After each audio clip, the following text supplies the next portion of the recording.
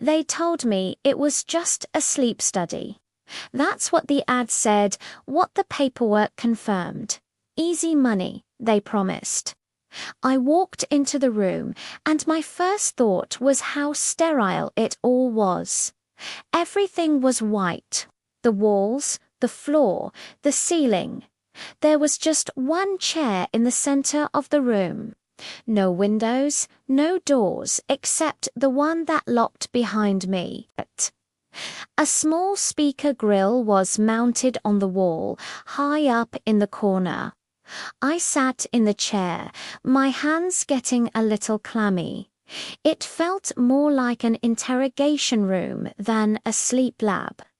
The silence was heavy, thick enough to almost feel, after what felt like an eternity, the speaker on the wall crackled to life, a sudden burst of static that made me jump. A voice, completely flat and devoid of any emotion, echoed in the small space. Subject 17, please remain still. Two technicians in white coats entered, their faces hidden behind masks. They didn't say a word. They moved with an unsettling efficiency, attaching electrodes to my scalp, my temples, my chest. The cold gel sent a shiver down my spine.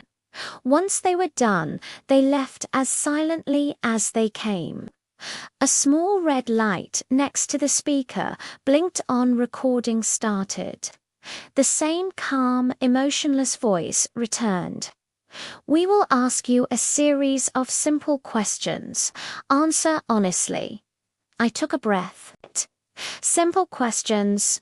I could handle that. The first few were exactly what I expected. What is your name?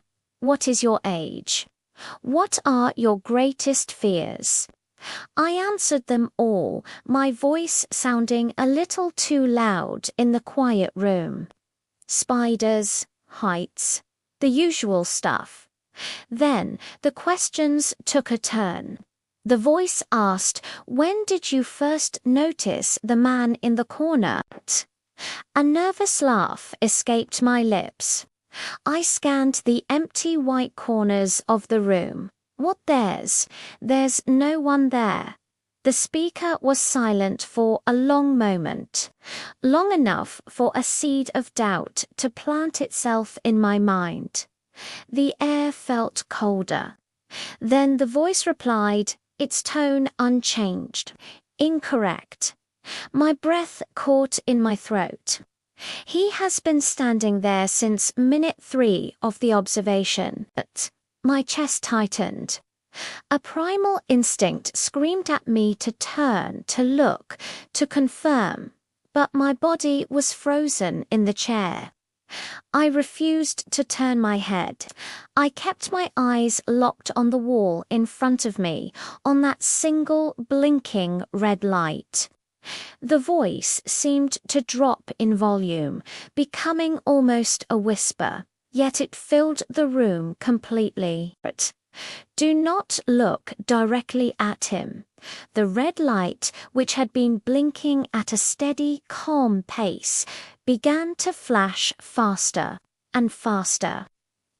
Your heart rate indicates recognition.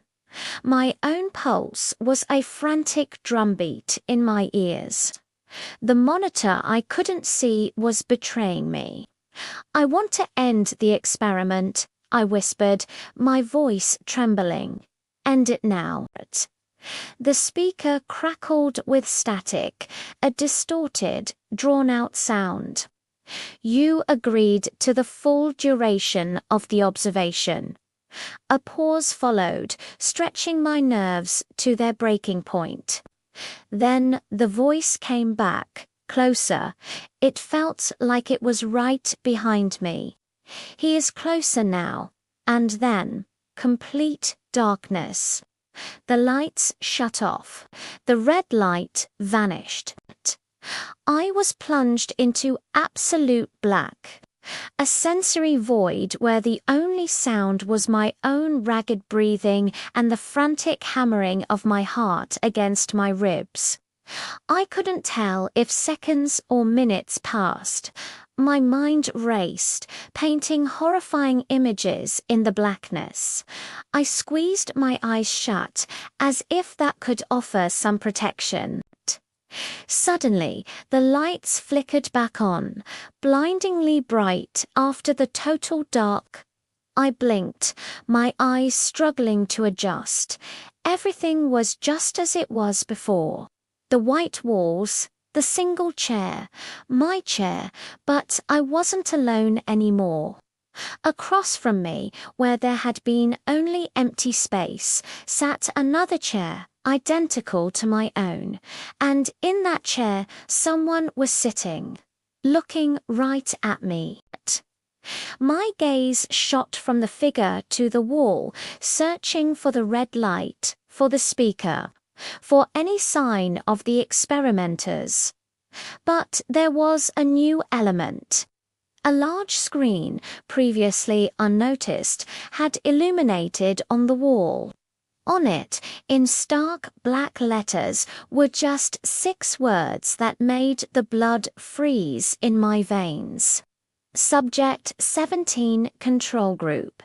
The figure in the chair slowly leaned forward,